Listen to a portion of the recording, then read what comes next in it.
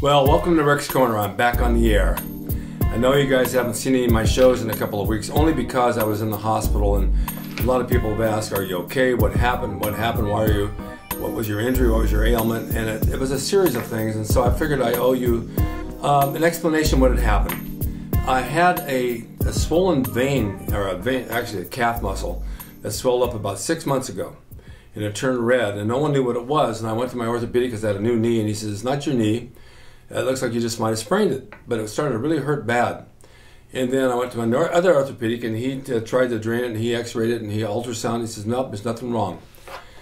So my cardiologist put me on some Lasix because I was holding fluid, and it was kind of swelling up. And I thought, God, I don't know what to do, but it kept getting bigger and bigger and bigger. And then I developed a skin ulcer in the back of my calf that looked like just like a round thing that had a little bit of drainage of blood. So they sent me over to radiology, and they were going to drain it. By the time I got in there and I took the bandage off, the thing popped open and it just literally went all over the floor, blood everywhere. And so the doctor came in and says, well, I guess I don't have to drain it, it's already drained itself, but you need to take care of this. I said, yeah, but what do I do? He says, well, wrap it up and go see your doctor. I said, you are a doctor. He said, no, I'm not the doctor you want. So they put gauze, they wrapped it up, I went home, I called a friend of mine who's a proctologist, and he said, look, you need to see a vascular surgeon. You got something wrong with the vein in your leg, which I heard about, but I wasn't quite sure. It's called venous stasis. Venous stasis. So what it is, it's the lack of circulation in your leg, and the vein gets out of whack, and apparently I had one, and the vascular surgeon did an ultrasound. He says, you have a vein that's leaking, and it's leaking blood inside your leg, so we're going to cap it off. We're going to go up inside, put you to sleep, glue the vein shut, and that should save your problem. However, he says, you have another vein we want to open with a stent because it's not pumping like it should. All right, so they did the first one, they capped it off, I was fine. Of course, there's excess blood because let's just say if you have a hole in the roof and a bucket on the ground, you stop the hole, but the bucket still has stuff that has to be emptied out. All right, it takes time for that blood to come out of that hole and it has to drain. So they went up inside me, they tried to open another vein. He says, well, I'm sorry, but he says it was already open. I thought, oh my God, why'd you waste my time? And they gave me something called propofol that Michael Jackson had taken when he died, and I had a reaction to it. I got sick.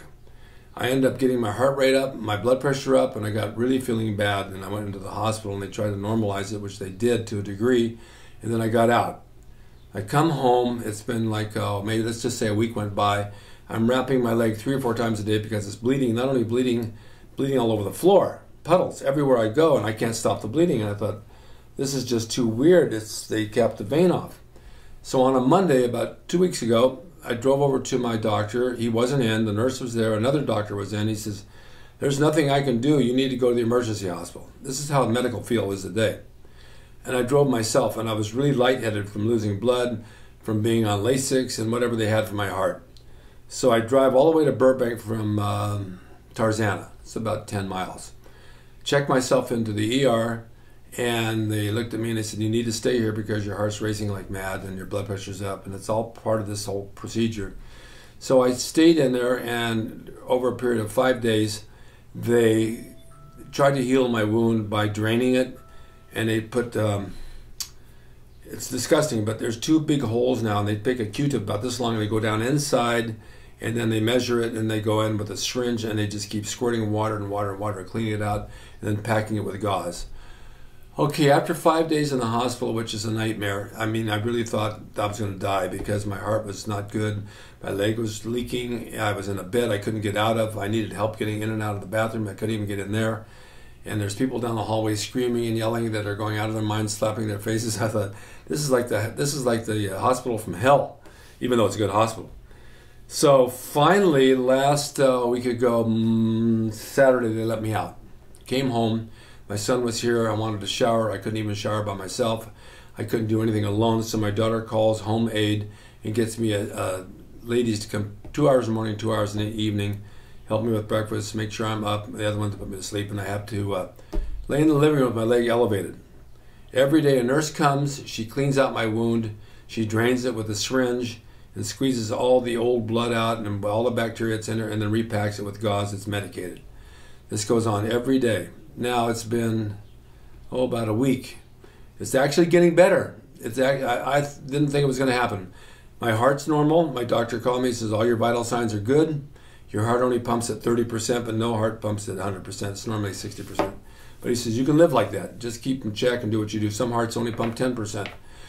So that part of me is fine. The leg is still wrapped. It still has 2 holes in it. I mean, it's like disgusting.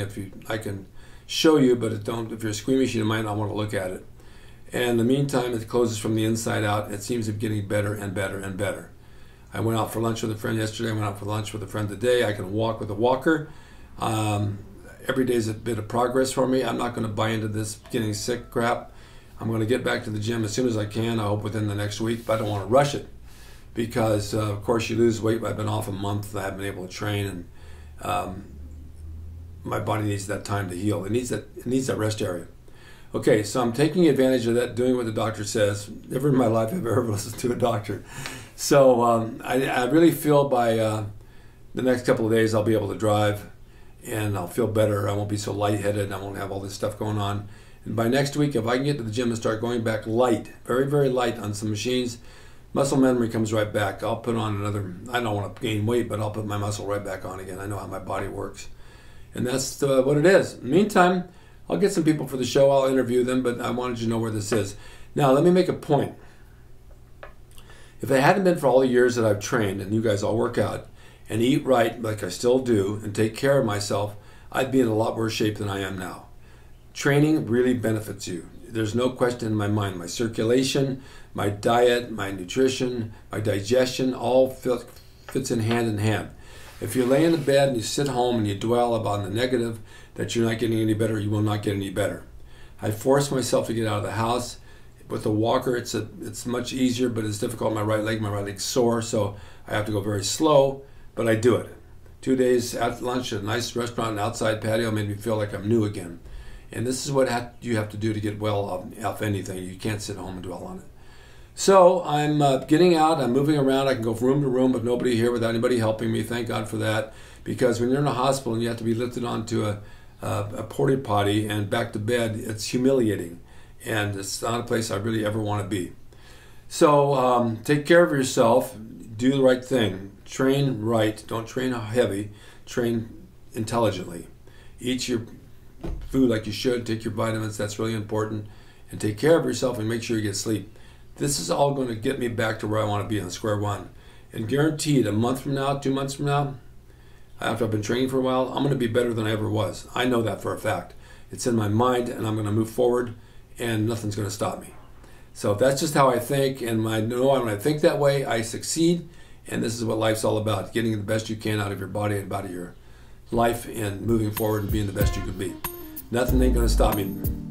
I'm there for forever to be the best I can be, and with your support behind me, and I love all of you, and you've been so nice to me. Thank you for everything. You're going to see this man come back and be in good shape again. Okay, guys, see you next time in Rick's Corner, and root for me. I'm getting there. I'm not going to sit still and just buy into this crap. I'm going to get well. All right, you guys. See you next time. Hey, everyone. Now you can have the Gold's Gym logo drawn by me, the artist Rick Drayson, personalized and made out to you and signed by me to frame and put on your gym wall or wherever you see fit to do so. It's a piece of bodybuilding history. It will never be duplicated again. It's the largest selling icon t-shirt logo in the world, and I'm the guy that drew it, and I will draw it for you.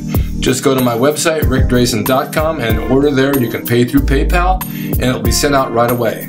And be sure to watch Rick's Corner for all the videos on bodybuilding, nutrition, fitness, pro wrestling, and anything that suits your interests as far as getting physically fit and being the best you can be from the golden era of bodybuilding.